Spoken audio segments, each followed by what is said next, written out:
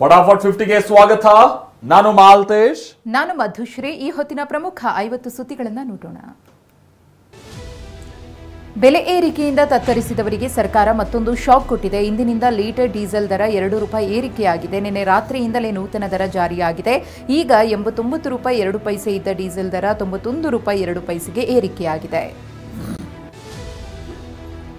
Diesel ಬೆಲೆ ಏರಿಕೆಯಿಂದ ಸರಕು ಸಾಗಾಟದ ದರವೂ ಕೂಡ ಏರಿಕೆ ಆಗಲಿದ್ದು ಅಗತ್ಯ ವಸ್ತುಗಳ ಬೆಲೆ ಕೂಡ ಹೆಚ್ಚಾಗಲಿದೆ. ಡೀಸೆಲ್ ದರ ಏರಿಕೆಯಿಂದ ವಾಹನಗಳ ಸಾಗಾಟ ವೆಚ್ಚ ಏರಿಕೆಯಾಗುತ್ತೆ. ಸಾಗಾಟ ವೆಚ್ಚ ಏರಿಕೆಯಿಂದ ಧಾನ್ಯ, ಹಣ್ಣು, ತರಕಾರಿ ದರ ಮತ್ತಷ್ಟು ದುಬಾರಿಯಾಗಲಿದೆ. ಡೀಸೆಲ್ ಬೆಲೆ ಏರಿಕೆಯಿಂದ ಟೊಮೆಟೊ, ಈರುಳ್ಳಿ ಸೇರಿ ತರಕಾರಿ ಬೆಲೆ ಏರಿಕೆಯಾಗಲಿದೆ. ಇದರ ಜೊತೆಗೆ ಗೋಧಿ, ಅಕ್ಕಿ, ದ್ವಿದಳ ಧಾನ್ಯಗಳ ಬೆಲೆಯಲ್ಲಿ ಏರಿಕೆಯಾಗುವ ಸಾಧ್ಯತೆ ಇದೆ. ಇನ್ನೂ ಅಗತ್ಯ ಸರಕುಗಳಾದ LPG ಸಿಲಿಂಡರ್ಗಳ ಸಾಗಣೆ ವೆಚ್ಚ, ವಿವಿಧ ಮಾದರಿಯ ಅಡುಗೆ ಎಣ್ಣೆ ದರವು ಹೆಚ್ಚಾಗುವ ಸಾಧ್ಯತೆ ಇದೆ.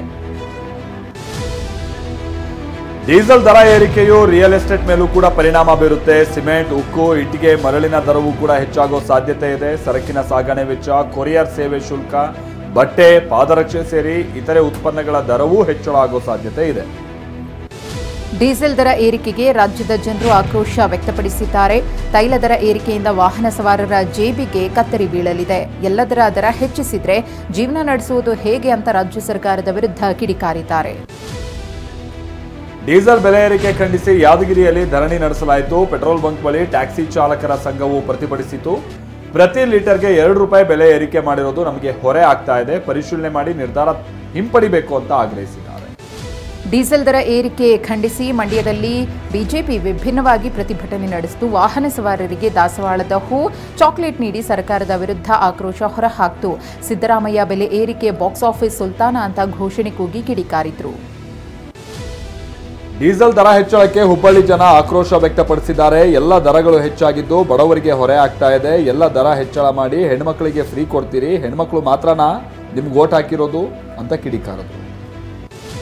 ಡೀಸೆಲ್ ಮೇಲಿನ ಸೆಸ್ ₹2 ಏರಿಕೆಗೆ ಜೆಡಿಎಸ್ ಆಕ್ರೋಶ ವ್ಯಕ್ತಪಡಿಸಿದೆ. ಈ ಬಗ್ಗೆ ಮಾತನಾಡಿದ ಜೆಡಿಎಸ್ ಶಾಸಕಾಂಗ ಪಕ್ಷದ ನಾಯಕ ಸುರೇಶ್ ಬಾಬು, ಸರ್ಕಾರ CRS ಫಂಡ್ ಸಹ ಕೊಡಿ ಅಂತ ಹೇಳ್ತಾ ಇದೆ. ಇಷ್ಟೊಂದು ಆರ್ಥಿಕವಾಗಿ ದಿವಾಳಿ ಆಗಿದೆ ಎಂದು ಅಂದುಕೊಂಡಿರಲಿಲ್ಲ ಅಂತ ಕಿಡಿಕಾರಿದ್ದಾರೆ. ಡೀಸೆಲ್ ದರ ಹೆಚ್ಚಿರೋದು ಕೇಂದ್ರ ಸರ್ಕಾರ ಅಂತ ಮಾಜಿ ಸಚಿವ RV ದೇಶಪಾಂಡೆ ಹೇಳಿದ್ದಾರೆ. ವಿಧಾನಸೌಧದಲ್ಲಿ ಮಾತನಾಡಿದವರು, ಕೆಲವೊಮ್ಮೆ ದರ ಹೆಚ್ಚಳ ಅನಿವಾರ್ಯ ಆಗುತ್ತೆ, ಕಾಂಗ್ರೆಸ್ ನ್ಯಾಯಯುತವಾಗಿ ಬೆಲೆ ಏರಿಸುತ್ತೆ ಅಂತ ಹೇಳಿದ್ದಾರೆ. ಬೆಲೆ ಏರಿಕೆಯನ್ನೇ ಅಸ್ತ್ರವಾಗಿಸಿಕೊಂಡಿರುವ ಬಿಜೆಪಿ ರಾಜ್ಯ ಸರ್ಕಾರದ ವಿರುದ್ಧ ಮುಗಿಬಿದ್ದಿದೆ. ರಾಜ್ಯಾಧ್ಯಕ್ಷ BY ವಿಜಯೇಂದ್ರ ನೇತೃತ್ವದಲ್ಲಿ ಬೆಂಗಳೂರಿನ ಫ್ರೀಡಂ ಪಾರ್ಕ್ನಲ್ಲಿ ಅಹೋರಾತ್ರಿ ಧರಣಿ ಆರಂಭಿಸಿದೆ. ಹೋರಾಟದಲ್ಲಿ ಮಾಜಿ ಸಿಎಂ ಯಡಿಯೂರಪ್ಪ, R ಅಶೋಕ್, ನಾರಾಯಣಸ್ವಾಮಿ ಸೇರಿದಂತೆ ಹಲವರು ಭಾಗಿಯಾಗಿದ್ದಾರೆ. ಬೆಲೆ ಏರಿಕೆ ಖಂಡಿಸಿ ಅಹೋರಾತ್ರಿ ಧರಣಿ ನಡೆಸ್ತಾ ಇರುವ ಬಿಜೆಪಿ ನಾಯಕರು ರಾಜ್ಯ ಸರ್ಕಾರದ ವಿರುದ್ಧ ಕಿಡಿಕಾರ್ತಾ ಇದ್ದಾರೆ. ಭಿಕ್ಷೆ ಬೇಡಿ ಕಾಂಗ್ರೆಸ್ ಸರ್ಕಾರದ ವಿರುದ್ಧ ಆಕ್ರೋಶ ವ್ಯಕ್ತಪಡಿಸಿದ್ರು. ಬಿಜೆಪಿ ಕಾರ್ಯಕರ್ತರು CM DCM ಮುಖವಾಡವನ್ನು ಧರಿಸಿ ಭಿಕ್ಷೆ ಬೇಡಿ ಅಣಕು ಮಾಡಿದರು. ಬಿಜೆಪಿ ಅಹೋರಾತ್ರಿ ಧರಣಿಗೆ ಪ್ರಿಯಾಂಕ್ ಖರ್ಗೆ ತಿರುಗೇಟು ನೀಡಿದ್ದಾರೆ. ಬೆಂಗಳೂರಿನಲ್ಲಿ ಮಾತನಾಡಿದ ಅವರು, ಪ್ರತಿಭಟನೆಗೆ RSS ಮುಖಂಡರನ್ನು ಕರೆಸಿ ಧರಣಿ ಮಾಡಲಿ, ಆರ್ಥಿಕ ನೀತಿಯ ಬಗ್ಗೆ RSS ನಾಯಕರ ಬಳಿ ಚರ್ಚೆ ಮಾಡಲಿ ಅಂತ ಪ್ರಿಯಾಂಕ್ ಖರ್ಗೆ ವಾಗ್ದಾಳಿ ನಡೆಸಿದರು. ಬೆಲೆ ಏರಿಕೆ ಖಂಡಿಸಿ ಇವತ್ತು ಬಿಜೆಪಿ ಅಹೋರಾತ್ರಿ ಧರಣಿ ವಿಚಾರವಾಗಿ ಬೆಂಗಳೂರಿನಲ್ಲಿ DK ಶಿವಕುಮಾರ್ ಪ್ರತಿಕ್ರಿಯೆಯನ್ನ ಕೊಟ್ಟಿದ್ದಾರೆ. ಹಾಲಿನ ದರ ವಿಚಾರದಲ್ಲಿ ರೈತರಿಗೆ ಸಹಾಯ ಮಾಡಬಾರ್ದಾ, ಬಿಜೆಪಿ ರೈತರ ವಿರೋಧಿ ಅನ್ನೋದಕ್ಕೆ ಇದೇ ಸಾಕ್ಷಿ ಅಂತ ತಿರುಗೇಟು ಕೊಟ್ಟಿದ್ದಾರೆ.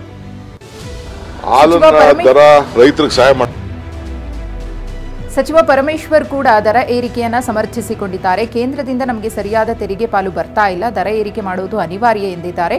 ಕೇಂದ್ರ ಸರ್ಕಾರ ಸರಿಪಡಿಸಬೇಕಲ್ವಾ ಅಂತ ಪರಮೇಶ್ವರ್ ಪ್ರಶ್ನೆ ಮಾಡಿದ್ದಾರೆ. ಪ್ರತಿಭಟನೆಗೆ ಬಿಜೆಪಿ ಆಹ್ವಾನಿಸಿಲ್ಲ ಅಂತ ಜೆಡಿಎಸ್ ಶಾಸಕಾಂಗ ಪಕ್ಷದ ನಾಯಕ ಸುರೇಶ್ ಬಾಬು ಬೇಸರ ವ್ಯಕ್ತಪಡಿಸಿದ್ರು. TV9 ಜೊತೆ ಮಾತನಾಡಿದವರು, ನಮ್ಮನ್ನು ಆಹ್ವಾನಿಸದೆ ಹೋರಾಟ ಮಾಡ್ತಾ ಇರೋದು ಸರಿಯಲ್ಲ, ಇವರನ್ನ ಯಾಕೆ ಕೇಳಬೇಕು ಅಂತ ಅಂದ್ಕೊಂಡ್ರೆ ಪೆಟ್ಟು ತಿನ್ಬೇಕಾಗುತ್ತೆ ಅಂತ ಎಚ್ಚರಿಸಿದ್ದಾರೆ. ಪ್ರತಿಭಟನೆಯಲ್ಲಿ ಜೆಡಿಎಸ್ ಭಾಗಿಯಾಗದ್ದಕ್ಕೆ ಶಾಸಕ ಸುನೀಲ್ ಕುಮಾರ್ ಪ್ರತಿಕ್ರಿಯೆ ಕೊಟ್ಟಿದ್ದಾರೆ. ಚುನಾವಣೆಗೆ ಒಟ್ಟಾಗಿ ಹೋಗುವ ಬಗ್ಗೆ ಹೊಂದಾಣಿಕೆಯಾಗಿದೆ. ನಮ್ಮ ಪಕ್ಷದ ಎಲ್ಲ ಕಾರ್ಯಕ್ರಮಕ್ಕೆ ಬರಬೇಕು ಅಂತ ಏನಿಲ್ಲ, ನಮ್ಮ ಸಂಬಂಧ ಏನು ಹಳಸಿಲ್ಲ ಅಂತ ಹೇಳಿದ್ದಾರೆ. 18 ಶಾಸಕರ ಅಮಾನತನ್ನ ಖಂಡಿಸಿ ಬಿಜೆಪಿ ರಣಕಹಳೆ ಮೊಳಗಿಸಿದೆ. ವಿಧಾನಸೌಧದ ಕೆಂಗಲ್ ಪ್ರತಿಮೆ ಬಳಿ ಬಿಜೆಪಿ ಪ್ರತಿಭಟನೆ ನಡೆಸಿತು. ರಾಜ್ಯಾಧ್ಯಕ್ಷ BY ವಿಜಯೇಂದ್ರ, ವಿಪಕ್ಷ ನಾಯಕರಾದ R ಅಶೋಕ್, ನಾರಾಯಣಸ್ವಾಮಿ ಸೇರಿ ಹಲವರು ಭಾಗಿಯಾದರು. ಸ್ಪೀಕರ್ ವಿರುದ್ಧ ಧಿಕ್ಕಾರ ಕೂಗಿ ಆಕ್ರೋಶ ವ್ಯಕ್ತಪಡಿಸಿದರು. ಸ್ಪೀಕರ್ ಹುದ್ದೆ ಧರ್ಮಾಧಾರಿತ, ಪಕ್ಷಾಧಾರಿತ ಅಲ್ಲ ಎಂದು ವಿಪಕ್ಷ ನಾಯಕ ಅಶೋಕ್ ವಾಗ್ದಾಳಿ ನಡೆಸಿದ್ದಾರೆ. ಪ್ರತಿಭಟನೆಯಲ್ಲಿ ಭಾಗಿಯಾಗಿ ಮಾತನಾಡಿದ ಅವರು, ಮತೀಯವಾಗಿ ಸ್ಪೀಕರ್ ಖಾದರ್ ನಡೆದುಕೊಂಡಿದ್ದಾರೆ ಅಂತ ಕಿಡಿಕಾರಿದರು. ಸ್ಪೀಕರ್ ಆಡಳಿತ ಪಕ್ಷದ ಕೈಗೊಂಬೆಯಾಗಿ ವರ್ತಿಸ್ತಾ ಇದ್ದಾರೆ ಅಂತ ಬಿಜೆಪಿ ರಾಜ್ಯಾಧ್ಯಕ್ಷ ವಿಜಯೇಂದ್ರ ಕಿಡಿಕಾರಿದ್ದಾರೆ. ಬೆಂಗಳೂರಿನಲ್ಲಿ ಮಾತನಾಡಿದ ಅವರು, ಪಕ್ಷದ ಒತ್ತಡಕ್ಕೆ ಮಣಿದು ಸ್ಪೀಕರ್ ಭಂಡತನ ಪ್ರದರ್ಶಿಸಿದ್ದಾರೆ. 18 ಶಾಸಕರ ಅಮಾನತನ್ನ ಕೂಡಲೇ ಹಿಂಪಡಿಬೇಕು ಅಂತ ಆಗ್ರಹಿಸಿದ್ದಾರೆ. ಸಂಪುಟ ಪುನರ್ರಚನೆ ಮುಖ್ಯಮಂತ್ರಿಯವರಿಗೆ ಬಿಟ್ಟ ವಿಚಾರ ಎಂದು ಡಿಸಿಎಂ ಡಿಕೆ ಹೇಳಿದ್ದಾರೆ. ಬಾಗಲಕೋಟೆಯಲ್ಲಿ ಮಾತನಾಡಿದ ಅವರು, ಸಿಎಂ ಸಿದ್ದರಾಮಯ್ಯ ಏನ್ ನಿರ್ಧಾರ ಮಾಡ್ತಾರೋ ಅದಾಗುತ್ತೆ ಅಂತ ಹೇಳಿದ್ದಾರೆ. ಕಾಂಗ್ರೆಸ್ನಲ್ಲಿ ಮತ್ತೆ ಕೆಪಿಸಿಸಿ ಪಟ್ಟದ ಫೈಟ್ ಮುನ್ನೆಲೆಗೆ ಬಂದಿದೆ. ಸಿಎಂ ಡಿಸಿಎಂ ನಾಳೆ ಬೆಳಗ್ಗೆ 10 ಗಂಟೆಗೆ ರಾಹುಲ್ ಗಾಂಧಿ ಅವರನ್ನ ಭೇಟಿ ಮಾಡ್ತಾ ಇದ್ದಾರೆ. ಈ ವೇಳೆ ಕೆಪಿಸಿಸಿ ಅಧ್ಯಕ್ಷ ಸ್ಥಾನ ಬದಲಾವಣೆ, ಪರಿಷತ್ ಸದಸ್ಯರ ಆಯ್ಕೆ ಬಗ್ಗೆಯೂ ವರಿಷ್ಠರ ಎದುರು ಚರ್ಚೆ ಮಾಡಲಿದ್ದಾರೆ. ಸಚಿವ ಸತೀಶ್ ಜಾರಕಿಹೊಳಿ ಮತ್ತು ಈಶ್ವರ್ ಖಂಡ್ರೆ ಕೆಪಿಸಿಸಿ ಅಧ್ಯಕ್ಷ ಸ್ಥಾನದ ರೇಸ್ನಲ್ಲಿದ್ದಾರೆ. ಅಧ್ಯಕ್ಷ ಸ್ಥಾನ ಕೊಟ್ಟರೆ ನಿಭಾಯಿಸಲು ಸಿದ್ಧ ಅಂತ ಖಂಡ್ರೆ ಹೇಳಿದ್ದಾರೆ. ಸಚಿವ ಸ್ಥಾನದ ಜೊತೆ ಕೆಪಿಸಿಸಿ ಅಧ್ಯಕ್ಷ ಸ್ಥಾನ ನೀಡಬೇಕೆಂದು ಸತೀಶ್ ಕೇಳುತ್ತಿದ್ದಾರೆ. ಕೆಪಿಸಿಸಿ ಅಧ್ಯಕ್ಷ ಗಾದಿ ಬಗ್ಗೆ ಸಿಎಂ ಡಿಸಿಎಂ ತೀರ್ಮಾನಿಸುತ್ತಾರೆ ಅಂತ ಸಚಿವ ಸತೀಶ್ ಜಾರಕಿಹೊಳಿ ಹೇಳಿದ್ದಾರೆ. ದೆಹಲಿಯಲ್ಲಿ ಮಾತನಾಡಿದವರು, ಹೊಸಬರನ್ನ ಆಯ್ಕೆ ಮಾಡಿದ್ರೆ ಎಲ್ಲರ ಜೊತೆ ಚರ್ಚಿಸಬೇಕಾಗುತ್ತೆ. ಅಧ್ಯಕ್ಷ ಸ್ಥಾನದ ಬಗ್ಗೆ ಏಕಾಏಕಿ ನಿರ್ಧಾರ ತೆಗೆದುಕೊಳ್ಳುವಂತಿಲ್ಲ ಅಂತಾನೂ ಹೇಳಿದ್ದಾರೆ. ಸಿಎಂ ಸಿದ್ದರಾಮಯ್ಯನವರಿಗೆ ಮತ್ತೆ ಮುಡಾ ಸಂಕಷ್ಟ ಎದುರಾಗಿದೆ. ಲೋಕಾಯುಕ್ತ ವರದಿ ತಿರಸ್ಕರಿಸುವಂತೆ ಇಡಿ ಜನಪ್ರತಿನಿಧಿಗಳ ನ್ಯಾಯಾಲಯದಲ್ಲಿ ತಕರಾರು ಅರ್ಜಿ ಸಲ್ಲಿಸಿದೆ. ಸಿಎಂ ಮತ್ತು ಅವರ ಕುಟುಂಬದ ವಿರುದ್ಧ ಸಾಕಷ್ಟು ಸಾಕ್ಷಿ ಇದೆ ಎಂದು 8 ಪುಟಗಳ ತಕರಾರು ಅರ್ಜಿಯಲ್ಲಿ ಇಡಿ ತಿಳಿಸಿದೆ. ಕೊಲೆ ಆರೋಪಿ ದರ್ಶನ್ ಜಾಮೀನು ರದ್ದು ವಿಚಾರವಾಗಿ ಅರ್ಜಿಯನ್ನು ಹಾಕಲಾಗಿದೆ.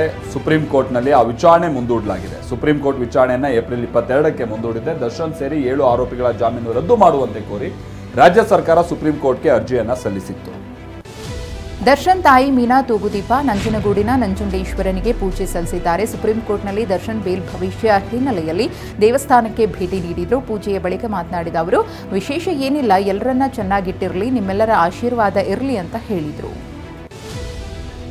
ಚಿನ್ನ ಸಾಗಣೆ ಕೇಸ್ನಲ್ಲಿ ಅರೆಸ್ಟ್ ಆಗಿರೋ ರನ್ಯಾಗೆ ಮತ್ತೊಂದು ಬಿಗ್ ಶಾಕ್ ಎದುರಾಗಿದೆ. ವಿಚ್ಛೇದನ ಕೋರಿ ರನ್ಯಾ ಅವರ ಪತಿ ಜತಿನ್ ಹುಕ್ಕೇರಿ ಕೋರ್ಟ್ ಮೆಟ್ಟಿಲಿರೋದಕ್ಕೆ ಸಿದ್ಧತೆಯನ್ನ ನಡೆಸಿದ್ದಾರೆ. ಮದುವೆ ಆದಾಗಿನಿಂದ ರನ್ಯಾ ಜೊತೆಗೆ ಒಂದಲ್ಲ ಒಂದು ತೊಂದರೆ ಆಗ್ತಾ ಇದೆ ಅಂತ ಜತಿನ್ ರನ್ಯಾಳಿಂದ ಅಂತರವನ್ನ ಕಾಯ್ದುಕೊಂಡಿದ್ದಾರೆ.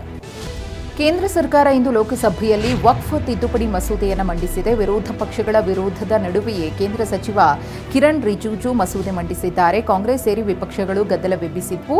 ಕೋಲಾಹಲದ ನಡುವೆಯೇ ವಕ್ಫ್ ತಿದ್ದುಪಡಿ ಮಸೂದೆ ಮಂಡನೆಯಾಯಿತು. ಯುಪಿಎ ಸರ್ಕಾರ ಎಲ್ಲ ಭೂಮಿಯನ್ನ ಡಿನೋಟಿಫೈ ಮಾಡಿ ವಕ್ಫ್ ಬೋರ್ಡ್ಗೆ ಕೊಟ್ಟಿತ್ತು. ಒಟ್ಟು 123 ಆಸ್ತಿಗಳನ್ನ ಕೊಟ್ಟಿತ್ತು. ಒಂದು ವೇಳೆ ನಾವು ಈ ತಿದ್ದುಪಡಿ ತರದೇ ಇದ್ದಿದ್ರೆ ಯಾವ ಸದನದಲ್ಲಿ ನೀವೆಲ್ಲ ಕೂತಿದ್ದೀರೋ ಇದನ್ನು ತಮ್ಮದೆಂದು ಮಾಡ್ಕೊಳ್ತಾ ಇದ್ರು ಅಂತ ಆರೋಪಿಸಲಾಯಿತು. ಕಿರಣ್ ರಿಜಿಜು ಮಾತಿಗೆ ಕೆರಳಿದ ಲೋಕಸಭೆ ವಿಪಕ್ಷ ಉಪನಾಯಕ ಗೌರವ್ ಗೊಗೋಯ್, ಕಾಂಗ್ರೆಸ್ ಅಧಿಕಾರಾವಧಿಯ ಬಗ್ಗೆ ಸಚಿವರು ಸುಳ್ಳು ಹೇಳಿದ್ದಾರೆ. ವಕ್ಫ್ ಮಸೂದೆ ಬಗ್ಗೆ ನಡೆದ 5 ಸಭೆಗಳಲ್ಲಿ ಒಂದರಲ್ಲೂ ವಕ್ಫ್ ತಿದ್ದುಪಡಿ ಬಗ್ಗೆ ಚರ್ಚೆಯಾಗಿಲ್ಲ ಅಂತ ತಿರುಗೇಟು ಕೊಟ್ಟರು. ಲೋಕಸಭೆಯಲ್ಲಿ ಮಂಡಿಸಿದ ವಕ್ಫ್ ತಿದ್ದುಪಡಿ ಮಸೂದೆಗೆ ಅಖಿಲ ಭಾರತೀಯ ಮುಸ್ಲಿಂ ವೈಯಕ್ತಿಕ ಕಾನೂನು ಮಂಡಳಿ ತೀವ್ರ ವಿರೋಧವನ್ನು ವ್ಯಕ್ತಪಡಿಸಿದೆ. ಇದು ಮುಸ್ಲಿಮರ ಪಾಲಿಗೆ ವಂಚನೆ ಅಂತ ಮಂಡಳಿಯ ಪ್ರಧಾನ ಕಾರ್ಯದರ್ಶಿ ಫಜಲುರ್ ರಹೀಂ ಹೇಳಿದ್ದಾರೆ. ವಕ್ಫ್ ತಿದ್ದುಪಡಿ ಮಸೂದೆ ಬೆಂಬಲಿಸಿ ಭೂಪಾಲ್ನಲ್ಲಿ ಮುಸ್ಲಿಂ ಮಹಿಳೆಯರು ಮೆರವಣಿಗೆ ನಡೆಸಿದ್ರು. ಮೋದಿಯವರ ಭಾವಚಿತ್ರ ಹಿಡಿದು ಬಡ ಮುಸ್ಲಿಮರಿಗೆ ಹಕ್ಕು ಕೊಟ್ಟಿದ್ದಕ್ಕೆ ಧನ್ಯವಾದಗಳು ಎಂದರು. ಲಕ್ನೋ ಸೂಪರ್ ಜೈಂಟ್ಸ್ ತಂಡದ ಸ್ಪಿನ್ನರ್ ದಿಗ್ಬೇಶ್ ಸಿಂಗ್ಗೆ ಬಿಸಿಸಿಐ ಪಂದ್ಯದ ಸಂಭಾವನೆಯ 25% ದಂಡ ವಿಧಿಸಿದೆ. ನಿನ್ನೆಯ ಪಂಜಾಬ್ ಬ್ಯಾಟ್ಸ್ಮನ್ ಪ್ರಿಯಾಂಶ್ ಆರ್ಯರನ್ನ ಔಟ್ ಮಾಡಿ ಏನನ್ನೋ ಬರೆಯುವಂತೆ ಸೆಲೆಬ್ರೇಟ್ ಮಾಡಿದ್ರು.